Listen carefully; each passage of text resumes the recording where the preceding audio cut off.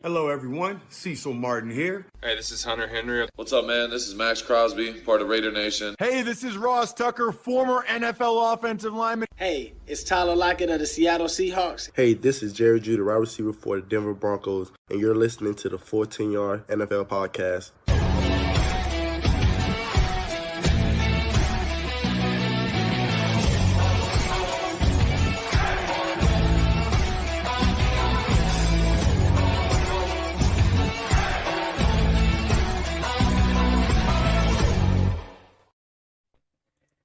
Here we are.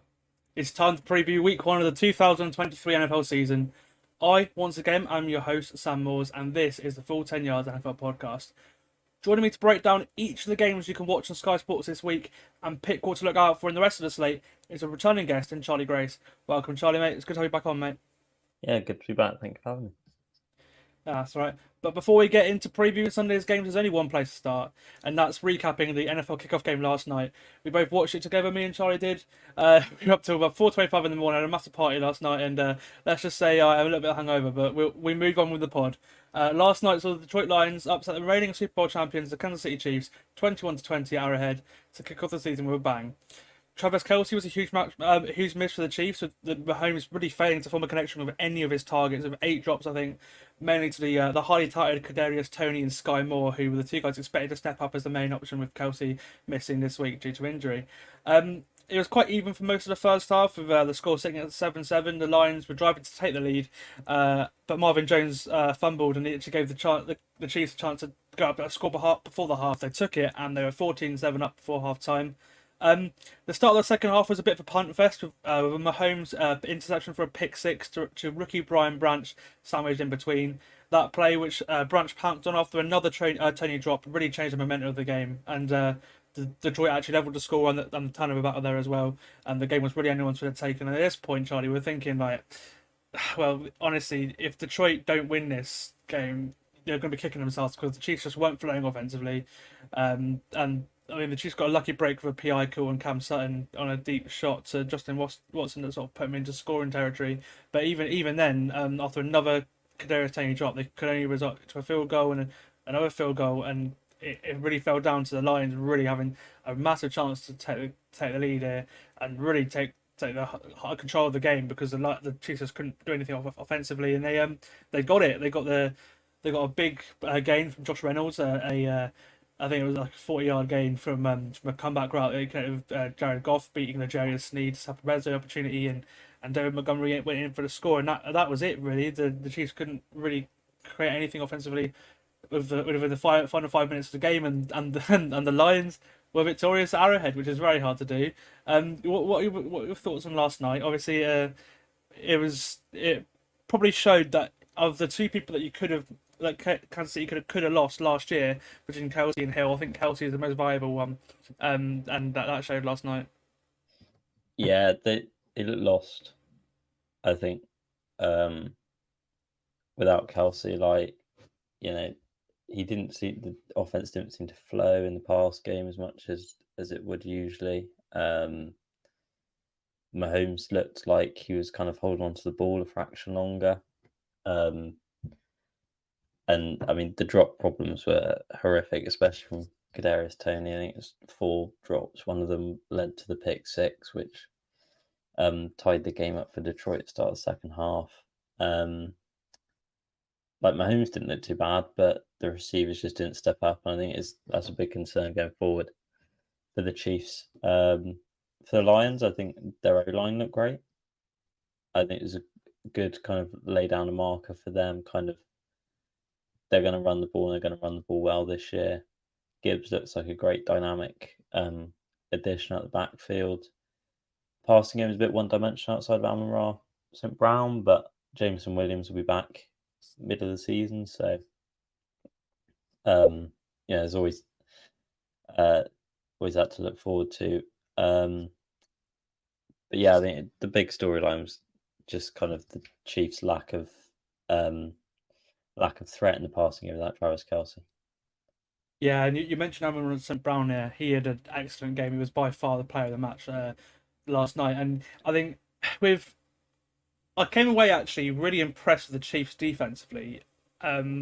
more than I thought I would do, because obviously the Lions came into this one were a high scoring offense at the end of last year, and they were without Chris Jones, and I think the defensive line held their own against the Lions offensive line. Obviously the Lions offensive line, especially the run game as well, was unreal last night. But there were opportunities for Kansas City with the likes of Felix and DK Uzama and Mike Danner to really get in, to frustrate them for a bit without Chris Jones and what's his name, Charles Omenihu. That impressed me last night. More that they did better than I thought they'd do. The other thing really you can take away from this game is the all the missed calls on Jawan Taylor, who it felt like had about 15 false starts in this game. They kept calling it on the broadcast, and then they actually finally called it at the end of the game, which brought the Chiefs back to 4th and 25, where they actually almost got a connection to go for another Patrick Mahomes' legacy drive to maybe win the game somehow for the Chiefs, because again the Lions were by far the better team last night. But again, Mahomes couldn't connect with Sky Moore. They turned the ball over in their own half, and the Lions ran down the clock. I think, like I said, with defensively, I think Chris Jones now will be looking to sign a contract pretty soon, because they've shown that they can hold their own without him. And if he is in this unit, then it could be a really good unit, I think.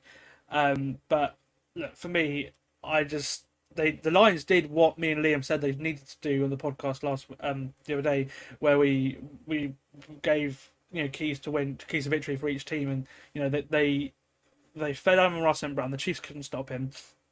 But they ultimately even the turnover battle. They won the line of scrimmage battle, and ultimately the way they ran the ball last night with David Montgomery and Jahmyr Gibbs was the reason why they won the game, I think, because they took a lot of time out they ran the ball very well because the Chiefs weren't on the field very much last night, because they just couldn't. I feel like I saw the Chiefs punt more than I've ever seen a Chiefs team led by Patrick Mahomes punt last night, because they just could. The amount of 3 and outs they had, or they get a first down and then punt afterwards. Like we saw very few red zone opportunities on the Chiefs last night, and I think that's well done to the Lions. Really, they did exactly what we thought they needed to do the other day, and honestly, I think they proved they were legit after their strong run of form at the end of last year, didn't they? Yeah, definitely contender. I think NFC North is theirs to lose this year, especially after last night. And I think, I think they're probably a surefire appearance in the playoffs at the very least this year in the NFC. And I mean, if you can play defense the way they play defense and run the ball as effectively as they run the ball, then you've got a chance every game, because you control time possession. I mean, they've moved the ball effectively pretty much every drive, whether it was David Montgomery who had a great game rushing, or Jahmyr Gibbs out the backfield, Goff coming up big with a throw on 3rd and 8. So yeah, really positive signs for Detroit. And I mean, it's hard not to get carried away in week 1. There's still 17 weeks of this season to go, plus playoffs. So you've got to temper your expectations a little bit. But if you're a Detroit fan, I mean, there's no reason not to be really optimistic this year. There we are. Just before we start all the games on Sunday, I'd like to remind you again that for the last time, we are only a few days away from the first Sunday of the NFL season. On Sunday, you can join us at Full 10 Yards and watching every one of Sunday's games at Felson's in Birmingham to start the season. Tickets are free, or you can choose to buy a bundle that pre-orders up to 6 drinks, with the drinks getting cheaper as you buy more. So feel free to come along and meet our team and make some fellow UK-based NFL fans and friends as well. To be it's going to be nice to talk football with people, and I can't wait to meet all you listeners, to be honest with you. It's going to be a really nice turnout for us as well. You get a +1 as well if you sign up for a ticket too. So bring on anyone you want to get into the NFL or anything. It'll be nice to see you all, and I'm really looking forward to it. Finally, there'll be some giveaways too, as you've got a copy of Madden 24 to give away, and a jersey of your choice will be won in the night too. So visit www.full10yards.co.uk to sign up and get your free ticket now, and I can't wait to see you at the weekend. Right, Charlie, we'll go with the game that's the Sky is showing on the 6 p.m. window. The game that I think is actually one of the most interesting of the league, week 2. It is the San Francisco 49ers visiting the Pittsburgh Steelers.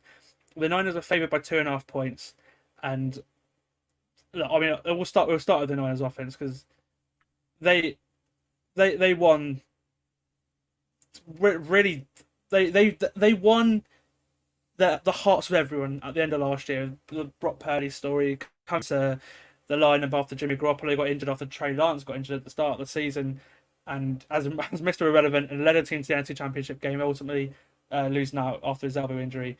And Brock Purdy will remain the starter this year as Trey Lance has been traded to the Dallas Cowboys. And I mean, ultimately, we'll see how that goes. I'm not the biggest fan of Purdy. I would probably have started Sam Darnold, but based on how he looked in the preseason. But we'll see. And I think the Niners really, at this point, after trading in Lance, are all in on Kirk Cousins in the offseason, to be honest with you. A reunion with Kyle Shanahan there makes a ton of sense. With film on him now, it'll be interesting to see how Brock Purdy looks. Because like I said, I'm not convinced he's the long term QB. But for me, the match of this game is the Niners O line, because they've lost Mike McGlinchey now. Trent Williams has had a little bit of an issue in practice as well. I think he's going to play, and they've got not much else in the offensive line, and especially in the run game, George Kittle was limited in practice, and he looks like he could be out too. So that'd be a huge miss. And that, you know, the Niners run game going against the Steelers, who can stop the run, that could be a potential bogey game for the Niners. I think the Steelers have got an excellent chance of winning this game, to be honest with you. And I think I'm just interested to see how it goes, because I come into the season with a lot more questions over the Niners than I thought I would do at the end of last season. I don't know if you share the same opinion. Yeah, I mean, my whole spiel in the season guide for the Niners was about Trey Lance, so that went down the pan before the season even started.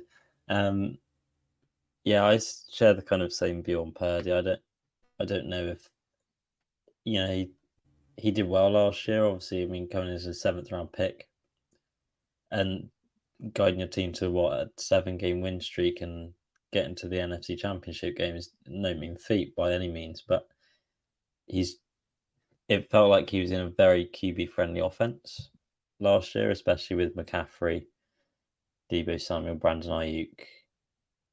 You know, you could reel off all those names.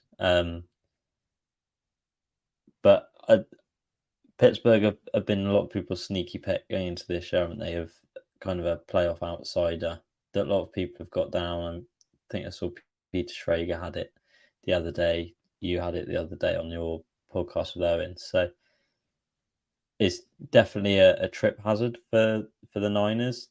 2 great defenses, backed with offensive talent. 2 of the best coaches in the league as well. You know, you got Mike Tomlin, great defensive mind, against Shanahan, great offensive mind. So I think it's ultimately might come down to the quarterbacks this game.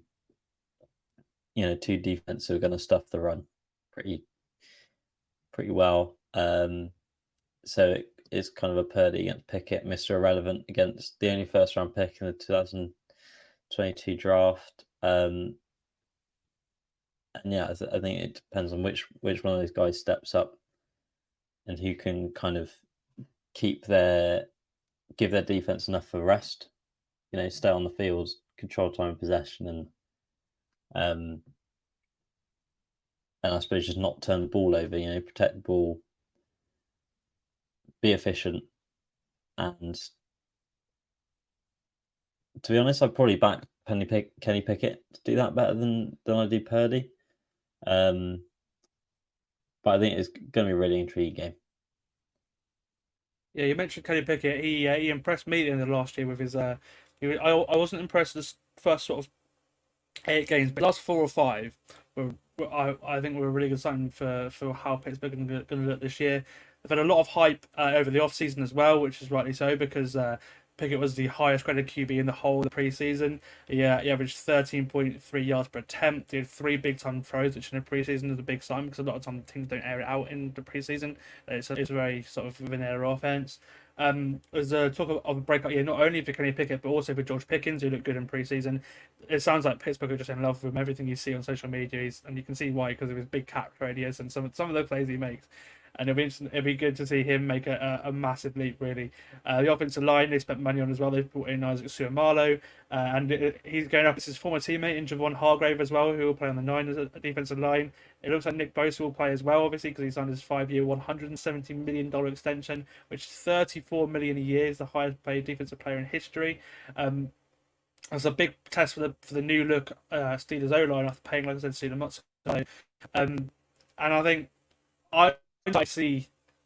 my battle of the game actually is the Niners defense against the Steelers offense, because it has so much hype going into this offseason, and the Niners D line is, yes, you lost Charles Omenihu, but you've got Drake Jackson, who that USC, a second round pick from last year, who's meant to have a big role on the defense this year.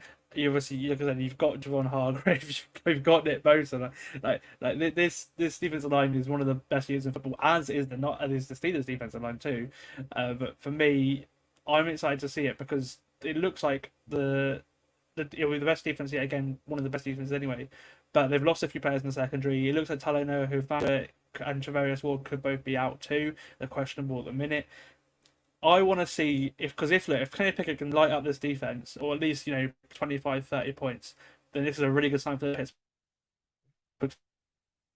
I think it's been picked on TV for a reason, and yeah, I think it'll be really close. You said you've got two of the best head coaches. You've got Christian McCaffrey with a full off season in Kyle Shanahan's scheme, which is just think of what he could create there.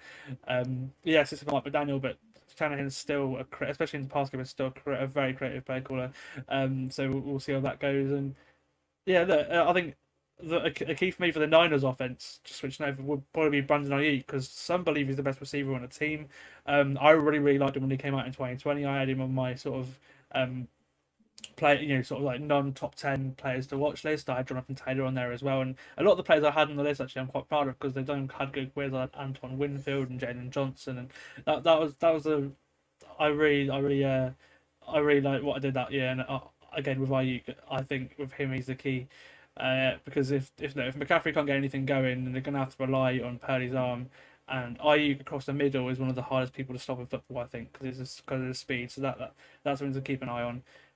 He'll be going up against the Pittsburgh defense. I mentioned the tough D line of Highsmith, Hayward, Ogunjobi, and TJ Watt, who I think is going to be Defensive Player of the Year. I said that in the podcast with Ollie the other day. Look, Ayuk v Joey Porter or Pat Pete is going to be an interesting battle as well. I'm looking forward to that. The Steelers were good against the run last year on defense, like I said. So if the DBs can step up, this Steelers defense is going to be a top 5 defense, I think, too, which is why I think a lot of people are picking the Steelers to do very well this year. On to our predictions. How do you see this one going, Shade? I've got Niners. Just because I think skill position personnel wise, they're just like better team. And I think, given the way that Shanahan managed to draw up Purdy last year on that 8-game win streak, I think we'll see more of the same this year early on. And I think you'll see teams kind of in the mid-season catch on and start to figure it out. So I think early on we might see a bit of the same. Obviously the defense is still the same defense that shut down pretty much every offense in the league last year. So even with those injuries, they've still got Fred Warner, Nick Bosa, Javon Hargrave. There's Eric Armstead. There's still so many talented players on that defense, and I just think they'll be too strong for Pittsburgh at this point of the season. But I think as you go later into the season, I think people start to figure Purdy out, and that's when the kind of the Purdy experiment might come to a head, I think. For me, I'm going to go for Pittsburgh. I think they're the healthiest team at the moment, which is a big factor. They're at home as well, which again does help my pick as well. And I just think they know the hype that's going on. Mike Tomlin, he wins these kind of games. Even when the Steelers aren't great, they still do win these kind of games. And I've got all the confidence in them to do this. So I think they're going to start off with a ban, and I'm going to pick the Pittsburgh Steelers to win this one. Going over to the rest of the 6 p.m. games, you've got the Bengals visiting the Browns. Joe Burrow is healthy, which is good. He's looking to avoid a repeat of week 1 last year through 5 interceptions again in a game against those Steelers last year, which was just really weird. I think it might have 4 or 5, I can't remember. He'll be doing that with his new $55 million a year contract, which was announced last night as the game kicked off, trying to really steal the Kansas City Thunder, which is the most new Bengals thing you can imagine, really, because that rivalry is leading to last week. The rivalry they have right now is one of the best in football for sure. And he becomes the highest paid passer in the league, taking over Justin Herbert. For me, though, going into this game, I know how good Cincy are going to be. The offensive line looks to be stable for once to start the year, which is good. It's just how will Deshaun Watson look, because this is a great test for him, that the Bengals defense, Louis Rimu, has his guys playing hard. He's had them playing hard for a while now. Obviously, you've got a good pass rusher in Trey Hendrickson, and the others as well. I think for me, Deshaun Watson this year, he has to look good, because otherwise this might go down as one of the worst trades of all time. The preseason signs, like especially in camp, what they've said has been encouraging, but for me, I until I see it, I can't pick Cleveland to win this game. I can't. They're actually the Bengals are only favoured by 1.5, so they think obviously it's in Cleveland, but they think it's gonna be a really close game. The bookies do. But for me, even though the Browns' defense is going to be better with Jim Schwartz, and I think they probably could help slow down Cincy, I just can't pick against the Bengals because I haven't seen the old Deshaun Watson, play football yet, and I'm looking forward to seeing it because as a football player, he was one of the most exciting players to watch in Houston, and I'm gonna pick Cincinnati, but Cleveland, I think I can see them being better than they were last year, and I can see them making it close. Yeah, Cleveland are my kind of sneaky good team this year, I think. But again, like you said, it hinges, like another team we'll probably talk about later, it hinged on the quarterback. Big trade last summer. Yeah, he's got to come up good, because the rest of the piece around him are fine. Like, they could be legit playoff contenders if Watson gets back to kind of his form before his suspension. And I mean, he was probably knocking on the door of being a potentially top 5 quarterback in the league before his whole debacle kicked off. So if he's good, then I think the Browns could quite comfortably make the playoffs. But Cincinnati are one of the top 3 teams in the AFC, probably one of the top 3 teams in the league. Interdivisional games, obviously hard to pick. They're always going to be tight, especially in the AFC North. But yeah, I think I'm going to go Cincinnati as well. I'll go with you on that one, but I think it'll be a close game. Yeah. On to a game that I think might be one of the sneaky games this week. It's the Houston Texans at the Baltimore Ravens. The Baltimore Ravens are favored by a mighty 9.5 points. The two teams we're excited to see this season for different reasons. For the Texans, obviously they use their assets to go up and get C.J. Stroud, obviously with their second overall pick, but also Will Anderson with the trade of Arizona at number 3. You've got D'Amico Ryans coming over from San Francisco as head coach. You've got Bobby Slowick on the offensive side, which I think will be a great move. And it's the perfect scheme for C.J. Stroud to be in as well, the sort of Niners scheme, because it fits the skill sets well, and it's a great scheme in general for a rookie QB to be in. For Baltimore, obviously they've got the new offense with Todd Monk, and they're going to be passing the ball a lot more, which has not got off to a great start because they revealed that Odell Beckham is already nursing an ankle injury, so he might not be good to go. Mark Andrews was limited in practice too, which I think Mark Andrews will probably play, and he has to play really for Lamar to at least have to start this passing offense well, I think, because obviously he's his number one guy. There could also be about Marlon Humphrey too, which would be a big miss in their secondary because the Ravens defense just doesn't look the same anymore. I'm not very high on the Ravens this year. I think I can see them getting a winning record, but I don't think they'll be anywhere near the playoffs, to be honest with you. And I'm higher on the Texans than many. Obviously, in the podcast I had D'Amico as a coach of the year candidate. I had Will Anderson and C.J. Stroud both winning their respective Rookie of the Year awards, and even though Houston, without 2 of their starting O-linemen in Titus Howard and Kenyon Green, probably facing up against one of the worst pass rushers in the league in Baltimore. And for that reason, I'm going to pick the upset. I'm going to say the Houston Texans are going to win as 9.5-point underdogs, which is a massive shot. But again, I don't have the faith in Lamar Jackson as an intermediate passer, to be honest with you. So maybe I'm wrong, and it's new offense are betting into it, and I think the schemes that the Texans run will be favourable for this matchup, and I can see him getting off to a great start.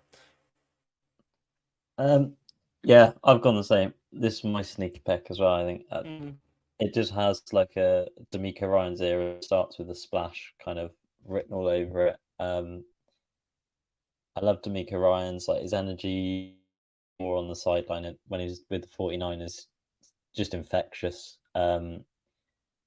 And I think, it just feels fresh in Houston now. Start with a new era. CJ Stroud, Will Anderson, franchise cornerstones on either side of the ball. Derek Stingley too. That's a three key position. Especially going into his second year, Derek Stingley as well. And I think I have the same concerns over Baltimore as you do. I think, firstly, Odell Beckham coming off a second knee injury is huge.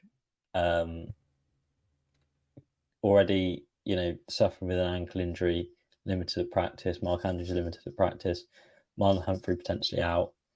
And this Baltimore team just doesn't pop like some people have suggested they do. For me, anyway, I just don't think. Lamar is obviously an A-list player. He's exceptional talent, but it doesn't seem like he's got the team around him to kind of support his talent. Especially week one with the injuries they've got. I just think Houston, it's got upset written all over it. Going into Baltimore as well, it's got one of those week one kind of Houston puts the league on notice, start 1-0. I mean, they could go 1-10 from there on in. You never know, but yeah, I've picked Houston for this one as well. There we are. On to the Minnesota Vikings hosting the Tampa Bay Buccaneers. They are the Vikings are 5.5-point favourites. This is really Baker Mayfield's last chance at being an NFL starter. He's been named the starter for the Bucs. It's not the best roster though, especially if a few players go down. Especially the main ones being the likes of Mike Evans, Chris Godwin, Devontae David, Shaq Barrett. They're very top heavy, this team, but the rest of the depth is not great at all. For Minnesota, the offense is pretty much the same. They lost Adam Thielen in the offseason, but they drafted Jordan Addison, who I think will be a great. I think he probably faces the most. I think he's the receiver who I think will get the most. Will work really start the season because he's probably a number 2 option. Well, I think he'll be up there with KJ Osborne when the other rookie receivers are clearly sort of like number 3 options. So I'm looking forward to seeing him right from the get-go. But on the defense side of the ball, they've got Brian Flores' new defense because defense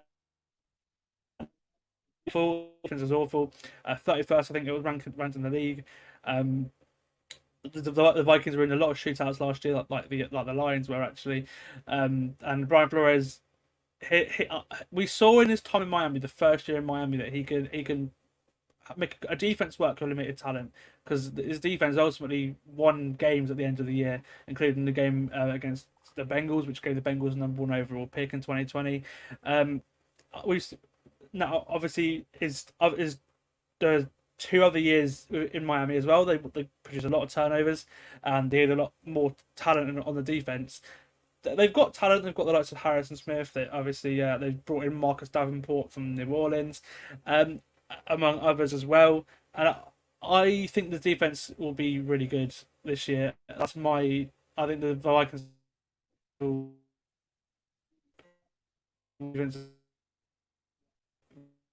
and they're good, but for me, I think it's the start of a big for Kirk Cousins. He's a potential offensive rookie of the year candidate. Obviously with Jordan Addison, that can help him.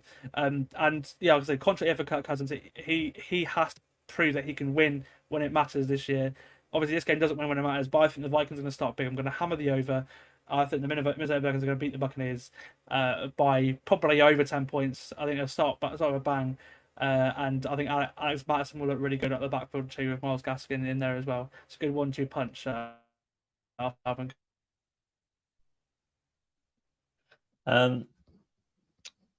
Yeah, I think it's two teams that made the playoffs last year. I don't know if I back the Vikings to make the playoffs this year, just because of how much they blew it up on defense. I think they're going to kind of reset this year. Kwesi, can't remember his second name, the general manager. It's a bit of a rebuild, whether it's with Kirk Cousins. I think they're going for a mini rebuild. Yeah, especially on the defensive side, because I mean, Dalvin Tomlinson left in the summer, Eric Kendricks left in the summer, Patrick Peterson left. And I mean, they had to leave because that defense was atrocious. And I think they need a hard reset. But I think it would take a bit of time to get used to. I'd still back Minnesota to win this game because I just don't think Tampa Bay are very good at all. They outside of, like you said, Mike Evans and Chris Godwin on offense, they don't really have a lot.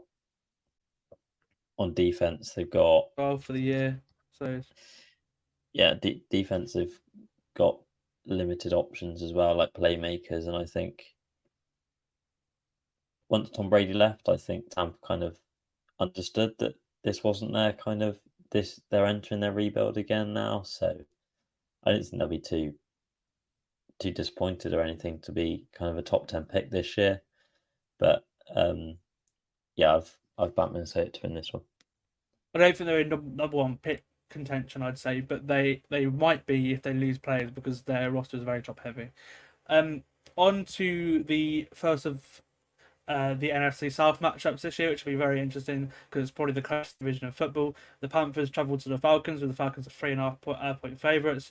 I think it's probably the most interesting game between the Panthers and the Falcons since about 2017, I'd say. And they both have a big chance of the division, like I said. You've got lots of rookies too. You've got obviously Bryce Young and Bijan Robinson. But I'm going to go for Atlanta this one because the Panthers have not had a great month or so. Bryce Young's new look receiving core is not off to the best start because both Adam Thielen and DJ Chark are out of practice on Thursday, so he could be out with probably his two top weapons in his first game in the NFL, which isn't great. The offensive line scares me too, so I'd get beat up in that game against the Jets in the second week of preseason as well. And I don't know, my favourite quarterback, but if honestly, I think I was going to have a situation too, which I don't think many would have thought a couple of weeks ago. But really, I think Houston have started to build something. And sorry, a couple of months ago. And for me, Atlanta have got the best running game in the league. They've got the Cordell Patterson in the Joker position. So I'm interested to see what Arthur Smith's got up his sleeve there. But yeah, for me, I'm going to go for Atlanta. They're probably my favourites of the division, and Carolina are a bit banged up. Even though their defense, it'll be close because their defense is healthy for once. But yeah, still feels a little bit like the old Panthers to me, even with a new quarterback. So I'm going to go for the Falcons. Yeah, I've gone Falcons as well. I think in Atlanta as well, just kind of difficult to look past them with their running attack. I mean, could call it a three-prong running attack: Tyler Algier, Bijan Robinson, and Cordell Patterson. And they made some good defensive additions this year as well. Oh yeah, they spent money on the defense. It looks good. Came across Calais Campbell, I think is there now, isn't he? Yeah, and David Onyemata as well from the Saints. They've really revamped the D line, which would be good. They've got Bud Dupree as well, hoping to get a bit more pass rush, and obviously the secondary is still a bit questionable. On a corner, you've got AJ Terrell, but whether Jeff Okudah could step up. But they've got a lot of potential to be a bit of a sleeper in this defense for sure. Yeah, and I think Carolina is going to take some time to kind of get the ball rolling, especially as you said, top two targets potentially out for Bryce Young this week. I suppose maybe they'll lean more on Miles Sanders and Chuba Hubbard this week, but the O-line needs to get sorted out because in preseason they didn't look great. So they've got to I think they'll take a couple of weeks to kick into gear. I think, I think Atlanta win this one. In the whatever their dome stadium's called. Yeah. I don't know. I've forgotten the name of it, Mercedes-Benz but Arena or that's something cool. like that. Something like that, yeah. For me, yeah, like I say, I think I put Falcons too. I just think they're in a good spot to start the year at least, and Carolina I think will narrow that gap. But for me, I'm really high on the Falcons this year. On to an NFC East team in the Washington Commanders. They'll start their new era with Josh Harris as owner. When they're 7.5-point favourites against the Arizona Cardinals, who the talk of the league for not the best reasons. To be honest with you, it's more how bad will the Cardinals be. They're rolling with Josh Dobbs at QB after cutting Colt McCoy. It sounds more likely that Kyler Murray will play towards the end of the year now, which will be interesting to follow. But this is a great game for Sam Howell, who's another QB who's had a lot of praise in the preseason. Eric Bieniemy's offense too. He's got in place for the first time, has had a lot of praise too. This is a great game for them to start. So I'm obviously picking the Commanders. I think it'll be closer than people think, but I will probably go over a 7.5 point spread too. And look, if the Washington defense can stay healthy, it can be very good. We saw it last year against Philly. But it's a big year for Chase Young, especially because he has to stay healthy to get a contract because he's not stayed in the field the last couple of years and he's questionable to play on Sunday. But even without Chase Young, the Commanders are too good for the Cardinals, and really, I don't see where the wins are going to come for the Cardinals, really. Yeah, I think the Cardinals, I did some kind of preseason kind of records predictions, and I think the Cardinals for me, their season hinges drastically on whether Kyler plays, and if he comes back, kind of when he comes back, and the type of player he comes back as well. But Josh Dobbs just is, he's a stopgap. He doesn't fill you with any kind of excitement or anything if you're an Arizona fan, especially not with the kind of receiving options they've got. And I think Washington, really nice defense, offense kind of is a bit of in limbo, I think. Kind of going to see how Sam Howell is, see what kind of guy he is, see if he is the guy, and then. But I think it's a nice early season game to get if you're Washington. Like Arizona probably favourites to get the number 1 overall pick. So I've backed Washington to win it as well. Start a new era in the capital, and off to winning ways. There we are. On to a rookie quarterback in Anthony Richardson, whose Colts host the Jaguars, who are 4.5-point favourites, which isn't really a surprise there. For me, the game, the real story going into this game is how big will Anthony Richardson's deficiency as a passer hurt the Colts offense, because obviously they're without Jonathan Taylor, who's on PUP. No one really thinks he's injured, but it's just Jim Irsay having a power move, and really the whole, like, everything around the Colts just isn't great this year. So for that reason as well, I don't really see the win in this game. The Jags are great. We know the Jags offense is going to be really good. You've got Trey Lawrence and Doug Peterson connection. You've got Calvin Ridley going in there. Back from suspension, Christian Kirk, Zay Jones, Evan Ingram, Travis Etienne, and Tank Bigsby as well, the rookie running back. It's a good game for the offensive line to establish itself as well, because without Cam Robinson, who's out for the first few games with suspension, because the Colts aren't the best pass rush either. Offensively, I think it'll be very electric, because obviously you've got Trevor Lawrence, you've got Anthony Richardson, who will make something happen with his leg for sure, because he did that against Philly's backup to a very, very good in the preseason. The defense of the Jags is what excites me there, and I think it'll be something to watch in this against Richardson for sure in this game, because I really think it'll be better than last year, where they actually are pretty under the radar unit. You've got second year players Devin Lloyd and Trevon Walker. We'll see how much they make an impact. They didn't, that impactful last year, but going into year 2, we'll see how they've grown as players. But even without them, you've got the likes of Tyson Campbell, who's one of the best cornerbacks in the league. Josh Allen, who's one of the best pass rushers in the league as well. You've got Foyesade Olakun at linebacker, who again is one of the best linebackers in the league. This defense does go under the radar for me. And yeah, I got to pick the Jags, because I don't trust the Colts at all. But I'm looking forward to watching Anthony Richardson, because I want to see how he plays in an NFL regular season game, because it's going to be a weird old season, I think, because he has up and downs. You saw it in college; he has up and downs. So we'll see. I don't really think starting him from the goes to move really, but they've gone for it. We'll see what Shane Steichen has done to work his magic, because he really did work some magic with Jalen Hurts. Yeah, I think. Yeah, I didn't support the decision to start Anthony Richardson either. I think this is his second full season as a starting quarterback in his life. And he's going to the NFL, the Colts, who don't have the best offense as it is. It's not like he's going into like the Niners or anything like that where he's going to be supported. But I think the atmosphere in Indy is going to be great. It starts a new kind of era. Steichen and Anthony Richardson. We all saw what Steichen did with Jalen Hurts. And there will be teething problems with Anthony Richardson throughout the year. I don't think he's going to have, like you said, ups and downs. And yeah, Jacksonville, I think, will kind of brush Indy aside just because they're not looking at like India's competition. They're looking more towards the Bengals, the Bills, the Dolphins at the back end of the year to try and make the playoffs. So I think if you're Jacksonville now going into this kind of, Trevor Lawrence is the king in Duval County now. You've got to look at these games and kind of be ruthless and brush these kind of teams aside. There we are. On to the final 6 p.m. game. It's the Saints starting a new era of Derek Carr at quarterback, working on the Tennessee Titans. The Saints are 3.5 point favourites. I'm interested to see what the Saints offense looks like, because I'd probably say on paper it's the best Saints offense for a while, even without Alvin Kamara, who missed the first 3 games with suspension.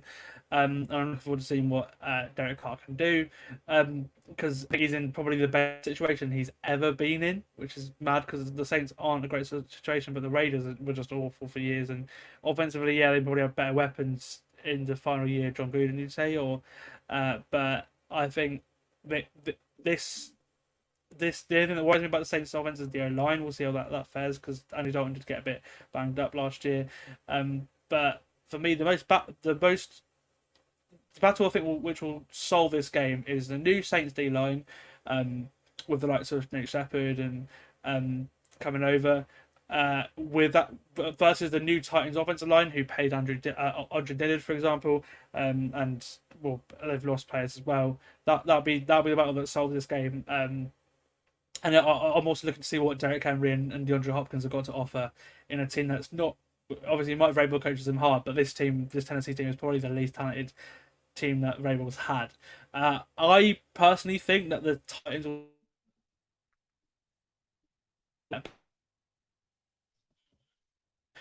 piece. The Titans a bit of a shock win here, looking at the but for me, I think it'll be very close, and I think when we see Alvin Kamara in the Saints offense, we've obviously got Jamal Williams as well, but when you've got both of them, that's when we'll really see them tick. And I think they will win 9-10 games this year. Because again, Carr's in a great situation. He's a better quarterback than, say, the Saints have had since anyone, obviously since Drew Brees. And I don't know why the Raiders let him go, to be honest with you. But I think it will just be a Titans win to finish up the 6 p.m. window. Yeah, I've got to say I want Titans win, but Carr coming into a new situation in New Orleans, new conference, division that is there for the taking. I think he's, this is the start of his kind of comeback tour,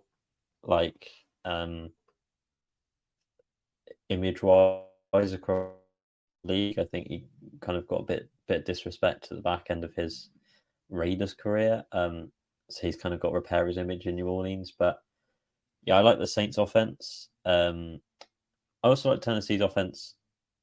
Besides their offensive line, their own line I don't think is particularly good. But Derek Henry, DeAndre Hopkins, Treylon Burks, Nick Westbrook-Akina is always one of those guys that just kind of pops up. When you watch like a Titans game, where it's like on 15, you see his name like with about 30 characters on the back. You know, he always pops up in a big moment with like just a big first down or something.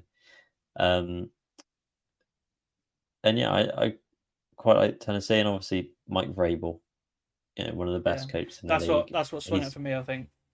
I literally in my notes I wrote tight game to call, could sit going either way, but back the coach of Vrabel over Dennis Allen.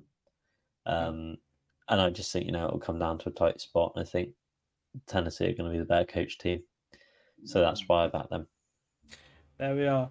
On to the second big game on Sky Sports. It's it's two of us as Justin Herbert, really. This is the game that many have been talking about for this week. The Chargers open as the home team with 3.5-point favourites.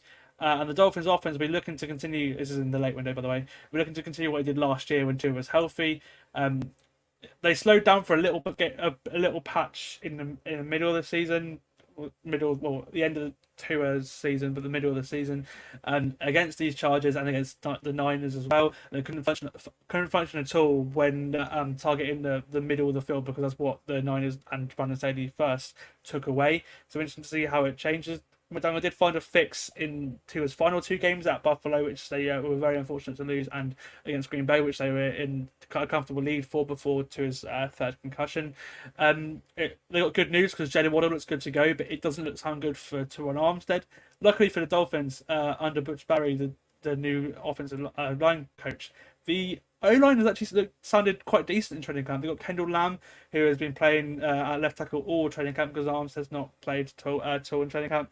And he's been a stand-up at left tackle. And compared to what they were at left tackle last year anyway. But will that I'm wondering whether that translates to the regular season if Armstead does miss this game, because he's probably one of the few players that you can't afford to lose if you're the Dolphins for too big a period. It also sounds like Austin Jackson will be finally on the right path as an offensive tackle too. He's starting at right tackle this year, and they've got Isaiah Wynn at left guard as well. So it sounds like the offensive line will be much better, which is good to keep Tua upright. Obviously, he's doing all this out of football work to keep upright as well, and then to forward jiu-jitsu, etc. And he's putting on a bit of muscle too. But look, I think what you're looking for in this game is Miami to run the ball, because the Chargers couldn't stop the run at all last year, and they've brought the people they brought in to stop the run this year weren't great at stopping the run in their destinations last year either. And Mike McDaniel also admitted at the end of last year that he should have run the ball more, and that includes those last few games against the Chargers, the Niners, and the Bills, especially the Dolphins. The Bills game they found offense, but that was through Raheem Mostert. But when they found the offense again, they abandoned the run game, which cost them the game in the snow in Buffalo, I think. As well as Josh Allen being Superman in the final few minutes there. But I think, you look for Miami to run the ball more. Raheem Mostert and Tavon Ahmed and Jeff Wilson, who obviously is not. He's on IR, but he might have a role at the end of the season. Look for rookie undrafted Chris Brooks to make a role. He'll be an option between tackles for the Dolphins, because the other running backs aren't great at that. But yeah, Raheem Mostert. If you've got Raheem Mostert in fantasy, start him, because he's going to have a big role in this game. They'll be facing against the Chargers defense, who I think will be quietly confident going into this one with how they managed to frustrate Miami in the Sunday Night Football win last year. But they have to improve defensively, because they were good. Brandon Staley's defense sucked, and that's just facts.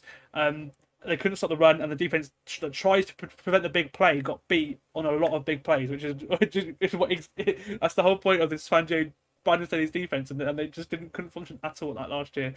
So it'll be interesting to see how they do change that. But yeah, they can be full of confidence with what Staley did manage to frustrate, with the way that Staley managed to frustrate Mike McDaniel last year. The Chargers offense, that's what I think I want to spot now, because we know the Dolphins offense is going to be good because they've got all the speed in the world. The offensive line should be better, etc. But Chargers offense is meant to be much better this year, because Justin Herbert has now got one of the supposed best play callers in the league in Kellen Moore. The O-line was really good last year as well when it was healthy, and managed to protect Justin Herbert, which is the main goal the entirety of last offseason. But it was so conservative under Joe Lombardi that they had to make an offensive coordinator change. and also the receivers got hurt as well. They've added another receiver to Keenan Allen and Mike Williams and Quentin Johnson, who would be interested to see how big of a role he has in this game. But obviously, it's the offenses we're talking about here. We'll get into Vic Fangio's defense in a minute, but this is going to be one hell of a football game, and it's actually the second highest over/under points total in the entire slate this week, which Liam said in the last podcast. And there's a reason why, because again, this is going to be a great game to watch on Sunday, isn't it? Yeah, it's going to be a bit of a shootout, I think. I love the Chargers offense. I think they've got 3, possibly even 4 with Quentin Johnson, obviously rookie, so you can't tell, but 3, possibly 4 great receivers. Austin Eckler in the backfield, Justin Herbert, who's now the second highest paid quarterback in the league, but yeah, he's got bags of talent. Their O-line's great. I have question marks over the defense, over the front 7, other than Mack and Bosa. I think Joseph Day's okay. He's not going to set the world alight, and I don't think their interior is great. And going up against Miami, that's a concern, the way that they run the ball. I think, they brought Eric Kendricks across, who's obviously a great player, but he's not going to really help those, that kind of interior D-line. Well, the Vikings couldn't stop the run either last year, and he was obviously right in the centre of that Vikings defense. Yeah. So if history tells us, then they're going to struggle in that aspect. Yeah, and I mean the secondary doesn't. J.C. Jackson had problems last year after his big free agency move, then busted his knee. Asante Samuel's now like second or like third corner on the depth chart behind Michael Davis. And other than Derwin James, it's not a lot back there, so that's a concern for me. And obviously, then you said about we'll get on to Fangio defense. I mean, Fangio used to play the Chargers twice a year when he was head coach of the Broncos. During his time at Denver, I think I went through and LA scored 13 points, 20 points, 30 points, 19 points, 13 points, and 34 points.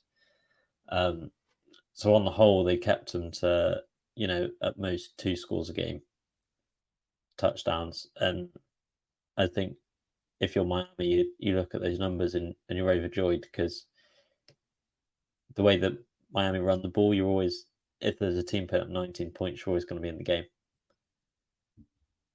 Yeah, for sure. I think both of these teams are going to fancy this quite a lot, because there's the whole history there with Tua and Herbert. Tua be taking 1 pick ahead of Herbert in the draft in 2020.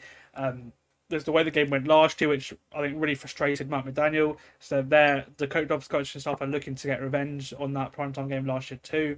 And again, we'll get into it now. Vic Fangio comes in, and this is the big thing that changes the Dolphins this year, because Josh Boyer last was a very unpopular defensive coordinator.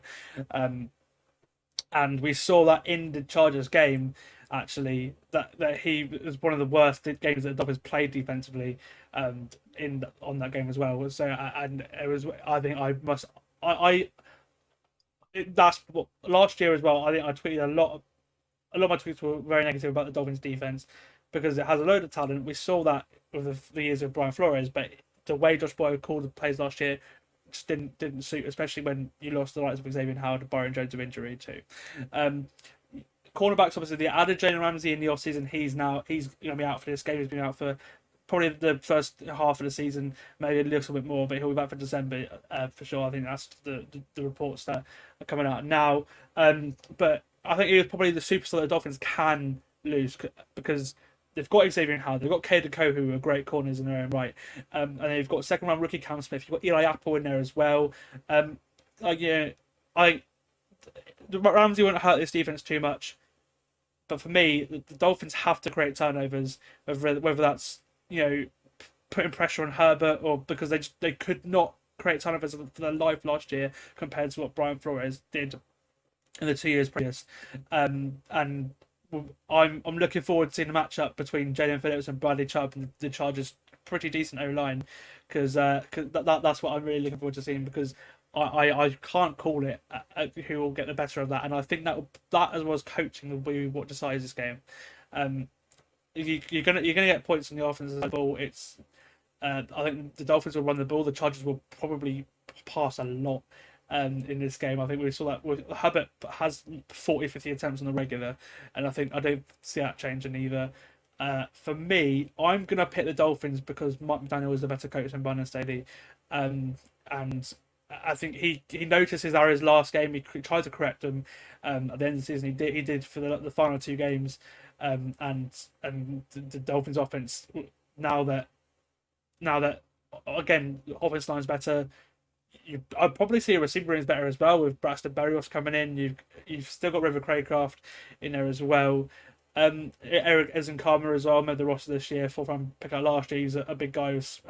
He's probably they've used him in a sort of Deebo Samuel role in preseason experience to see if they do sort of carry on with that because they've had a lot of jet sweeps of him taking a ball because again he's quite big and has got good run of the catchability. But yeah, I'm picking the Dolphins in this one because Mount Bernard's a better coach, and I think after last year, I think the Dolphins are probably more hungry for this game, and really as well. There's been a lot of talk about them being the third best team in the AFC. I don't think they're going to be very happy with, and they're starting off with a bang. I think. Yeah, to be honest, I'm still torn now. I think I just edged the Dolphins just because the historic kind of thing of Fangio's points totals against the Chargers. Well, the thing is as well is that Brandon Staley's defense is Fangio's defense. It's the same scheme. Yeah, it's the same scheme, and obviously McDaniel now he has to go up against that defense every single day in practice. So from last year as well, the two schemes are very familiar with each other, and I think it comes down to coaching. Yeah, I just think I think it'd be hard for Miami to generate pressure on Herbert because the O-line's so good. But I think defensively, I just don't like the Chargers at all, especially against the run. And I think they'll lose the time of possession battle, which I think is going to hurt them because the less time you give Justin Herbert the ball in his hands, then the harder it's going to be for the Chargers to make a splash. And I think it's such a key year for Staley in particular. They not only need to make the playoffs, but they need to at least win like a playoff game. But I don't think they'll go off to the best start. So I got the Dolphins.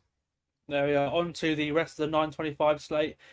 You've got the Raiders visiting the Broncos in Sean Payton's first game in Denver. I'm going to cut it short, and I think the Broncos are going to win because they're by far the better coached team. They're even going into the first game. Sean Payton's one of the best coaches in the NFL. Josh McDaniels isn't. he really isn't.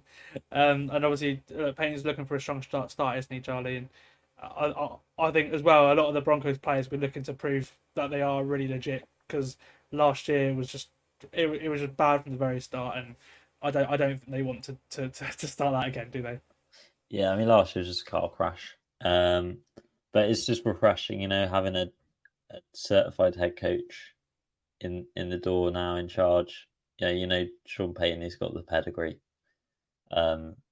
He's done it before, like with Drew Brees, smaller quarterback. He's run a functional offense. So, if there's a situation for Russell Wilson to be in to like regain the respect of the masses, I think Sean Payton coming in is as good as it's going to get. And it's nice to have a home opener as well against a divisional rival to kind of kick that off. And yeah, I've picked the Broncos for this one. I think Judy limited at practice, so probably a game day call, which is a slight mark on this game. But I think Broncos will be run first anyway this year. I think we mainly pound the rock with Javonte Williams, who we're going to see off the back of his big knee injury. So whether he'll be a shadow of the player he was last year, we don't know. Samaje Perine in there in the backfield. Julian McLaughlin, who was an undrafted rookie, has had an excellent preseason for the Broncos. Will be one to watch. And I'm really concerned about the Raiders. especially, I was concerned about them going into the season anyway. Jimmy Garoppolo is a fine quarterback. Devontae Adams is a fine weapon. Outside of that, they have not a lot else. I mean, Josh Jacobs obviously is and you got coming out Max of Crosby on his defense. one year deal, but I mean, you got Max Crosby on defense. Your only other needle mover would be Chandler Jones, and his comments in the week He's not playing. really sent my concerns into overdrive. So I don't think they've got a lot at all. Their secondary last year was bad. It's even worse this year. I've got big concerns over the Raiders long term. I think Denver it'll be tight because Broncos Raiders games are always tight. But I back Sean Payton to get the job done in front of the Broncos home crowd, and move on to whoever they got week 2. I can't actually remember off the top of my head. So on to the probably second most appealing matchup in the late window. It's the Eagles visiting the Patriots. It's the rematch of Super Bowl 52, and it's Tom Brady's return to New England. He's going to be honoured at half time. It's an interesting game. It's the Nance and Romo one as well. So it's most people in the US will be watching this one. And it's any game that has a Super Bowl runner-up, one of the best teams in the league, probably the most talented roster I've ever seen, and Bill Belichick in general is going to be a great game. I got my eye on how good Philly look, just how good they look out of the gate compared to last year, because last year they started very strong and carried it on throughout. And obviously the New England offense, because I want to see the old Matt Jones back, because last year's offense was a disgrace, really. It doesn't sound great out of New England because you got Cole Strange and Michael Wano, two your best offensive linemen, likely to be out. It looks at least questionable, and you've got Devontae Parker as well, who doesn't look good too, and that's probably your number one receiver, I'd say, or one of your top ones. Juju Smith-Schuster's knee doesn't sound very good either, apparently. So I'm not very confident on that one. So I Philly only failed by 3.5 points. So I fully back. I think I can think Philly will win about 10. But actually, it'll make it difficult for them. But I just think they're so good, and New England are very banged up. And again, I think New England will want to put a statement out offensively, but again, Philly's defense is so good, Philly's offense is so good, and I can't pick against the Eagles. I think it'll be very hard to pick against the Eagles in any game this year because they're so talented. Yeah, I've got the Eagles too. I just think they're so much better, like at pretty much every position, than the Patriots are. Patriots banged up on offense. Their offense, I'm not a fan of at all when fully healthy, let alone with all the injuries they've got anyway. Matt Jones entering a key year. He's got to prove that he's got something. But yeah, Philly are just going to be too strong. And I think this will be a pretty comfortable win for them to start their Super Bowl, to avenge their Super Bowl loss last year. Yeah, I agree with you. On to the NFC West now. We've got an all NFC West matchup with the Rams visiting the Seahawks. The Seahawks are 4.5-point favourites. It's going to be a long season for the Rams, I think. They're relying on their 3 superstars, and Cooper Carr's likely heading into IR, so it's just Aaron Donald and Matt Stafford, sorry. It have a lot of promise, with the Rams are relatively unknown. You've got a lot of players that no one's really heard of that they sound very confident in. So it is a game that I am very looking forward to watching. Seattle are nursing a fair few injuries, which are quite big. You've got Jamal Adams, who's already been declared out, and you could also be missing Devon Witherspoon, Damian Lewis, Boye Mafe, and Kenneth Walker too. So that's a big injury list there. But it does sound like Jackson Smith and Jigba is good to go after a miraculous recovery from a broken wrist, because I've now done that in about 2 weeks. But I think I'm going to take the Seahawks, but I think it'll be close. I think it'll be within 4.5 points. I think the Rams could surprise this one, especially with all the injuries that the Seahawks seem to be nursing. I'm going for a Seahawks win, but it'll be very close. Yeah, I've gone Seahawks win as well. I just think Rams like Cooper Kupp. I've put down potential. I think it probably is the worst offensive line in the league. Your best offensive weapons are Van Jefferson and Cam Akers, which doesn't really Wow. Against the Pete Carroll defense with Bobby Wagner returning from LA. Um, I just think they'll be too strong for them, and I think Seattle got their three-headed beast at receiver back. Kenneth Walker might be out, but JSN in the slot, Metcalf and Tyler Lockett on the outside. The Rams have got absolutely no one to kind of combat that. If I'm honest, I think it'd be pretty comfortable with Seattle in Seattle as well. So yeah, I've taken the Seahawks. On to the final 9:25 game. It's a traditional one. They normally play each other in week one. It's the Bears and the Packers. It's in Chicago. The Bears are only favored by half a point, so it shows how evenly matched the two teams are. It's a new era for the Green Bay Packers because they are going up against a Chicago team who probably have the better quarterback for the first time in yonks. You guys, because of the many years the Packers have with elite franchise quarterbacks. I think it's the perfect week one game for both teams. Actually, you have a lot of rushing too, especially with the Bears who have the highest percentage of rushing plays in 2022. They had about 54% of their plays being rushing plays, which is that's even more than the Falcons. That's a massive amount there. And the Packers defense has to play better than last year. And this is a good test for them as well, because I think Justin Fields is probably one of those players you want to see in week one, because you can test your option defense, you can test your run defense, you can test your pass defense as well. And I think it's the start of a big year for Justin Fields. He's got a better situation now, probably not the best situation. I think the Packers overall the best roster, but the Bears have the best quarterback, and that's why I'm going for the Bears at Soldier Field in the traditional Bears Packers week one opener. Yeah, I've gone Bears as well. I mean, I'm a huge Justin Fields fan anyway. I think he's going to have a massive year this year with DJ Moore in there now as well, like certified good receiver. I was looking through Green Bay's roster. I mean, they've lost Aaron Rodgers, but they've not lost a whole lot else. So No. it's still going to be a really competitive game.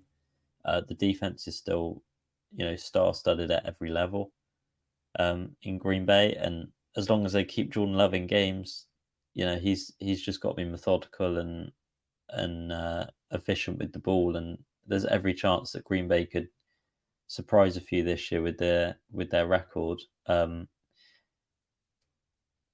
think it'd be quite hostile in Soldier Field this time around, because it's the first time that I think Bears fans actually feel like they're kind of free of Rodgers now. He's gone. He's not even in the conference. He's the AFC have to worry about him now.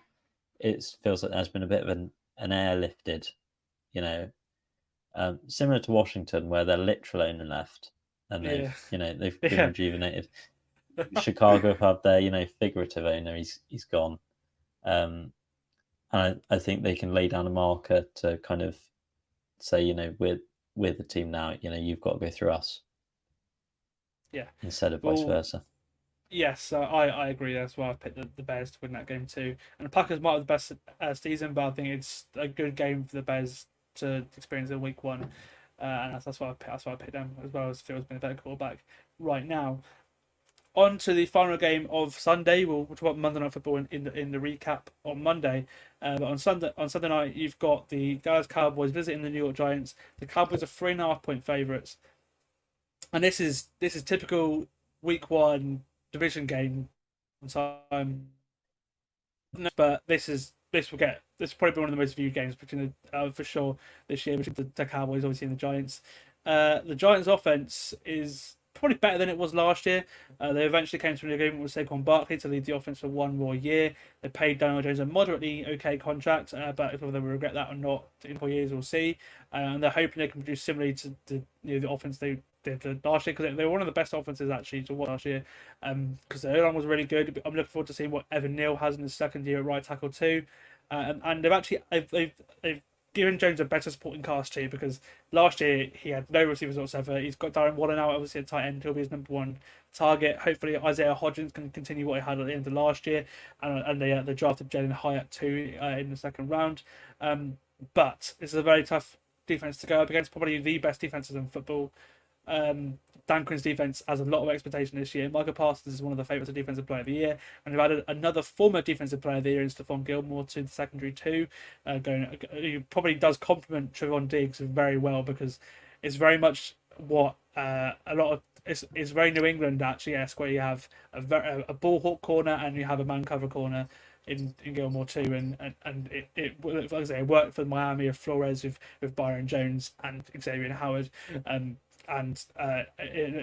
there's a lot of expectations on both those guys this year in Dallas' defense. They've also got first round rookie Marcy Smith starting right away on the interior too, next to DeMarcus Lawrence likely, and the others too. Dallas on offense, all eyes are on Dak now, because he wasn't great last year. He led the league in interceptions despite only playing 12 games, because he was injured at the start, with Cooper Rush playing a few games at the start of the year. Trey Lance was brought in by trade, and that only enhances the pressure on Dak Prescott too.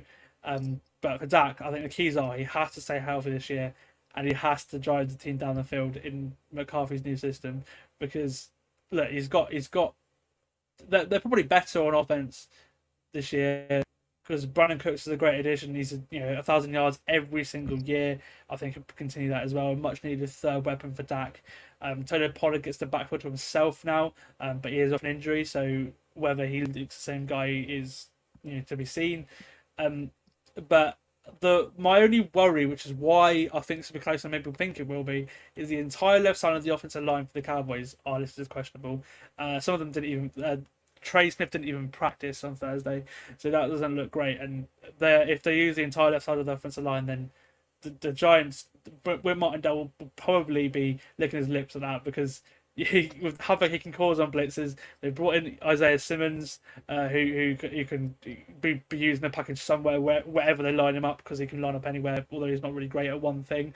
So, but look, you've got Kayvon Thibodeau going into his second year now. What's his name? DeMarcus. Dexter Lawrence. Dexter Lawrence, that's it. Yeah, I got him wrong. Yeah, Dexter Lawrence, defensive tackle, has got his contract. He's one of the highest paid defensive players in football now, as well. You've added Bobby Okereke at linebacker as well from the Colts, who will have a big impact in the middle of that defense too. But my only worry of the Giants' defense is the fact they're starting rookie cornerbacks against Dallas' pretty experienced, pretty good receivers, and CeeDee Lamb, Brandon Cooks, and Michael Gallup, and that does worry me a little bit. This will be close. Honestly, I'm leaning towards the Cowboys just. I think it'll be around that 3.5 margin. I'll go under. I'll say they win by 3 points there.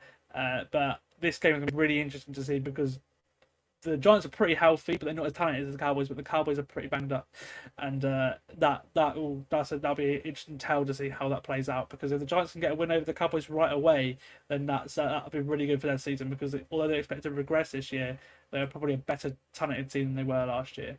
And obviously Brian Daboll is a really good coach, and probably is a better coach than Mike McCarthy right now, I'd say. Well, depending on what McCarthy can call in his plays, because he had that sabbatical after he got fired by the Packers, where apparently he became a great offensive mind all of a sudden, from what he was. But obviously he was in Green Bay, but he retaught himself the offensive side of football apparently, and we're interested to see what he can put out on the field this week for sure. But just picking the Cowboys. Yeah, I think both these teams got better over the off season. I wrote in my season guide piece, but I think Mike McCarthy's firmly on the hot seat this year. I think for sure. The buck stops with him now. Kellen Moore got the boot after the Niners loss, but the buck now has to stop with Mike McCarthy. It's his offense. He's the guy now who's leading this Dallas team. Dan Quinn's waiting in the wings to take over if he does get the boot. And Dallas should, on paper, be the closest challenger, I think, in the NFC to San Francisco and Philly this year.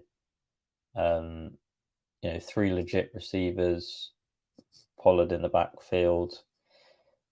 Dak, if he can, return to that form he got before his big contract, I think there's no reason why the Cowboys couldn't couldn't really compete this year. And I think on defense, adding Gilmore was an unreal addition to that defense, because they've got like 2 legit players at every level of that defense now.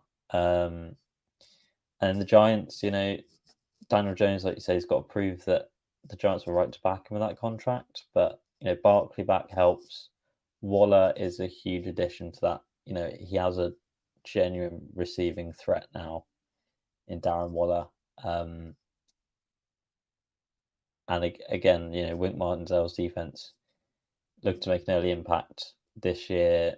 Deontay Banks, liked him coming out of the draft. I think, starting him straight away, pushed him in the deep end a little bit, but you can show his talent. Bobby Okereke is a great player. Isaiah Simmons, I like Isaiah Simmons. Didn't work out for him in the Cardinals, so it's a second go for him. There's a bit of a wild card in that defense, so then it's going to be a great matchup. I'm going to go Dallas because I think Dallas are just like a stronger team, but I think it's going to be close. New York under Daboll, the Giants, they're always going to be a competitive team. They're always going to be in games late. And yeah, but I just think Dallas is going to be the stronger team, personnel-wise. There we are. Those are our week 1 predictions. Let us know yours as well. Let us know on social media. It's at Full 10 Yards.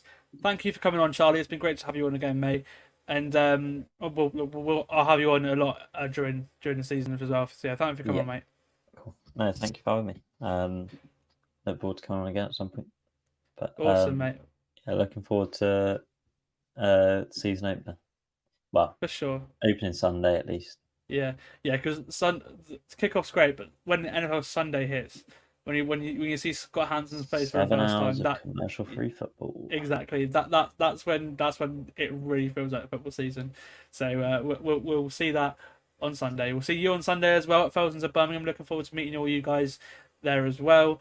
So yeah, that's all for today. Thank you for listening to the Full 10 Yards NFL podcast. I've been Sam Moores. Charlie Grace, thank you for coming on again, mate. We'll see you next time.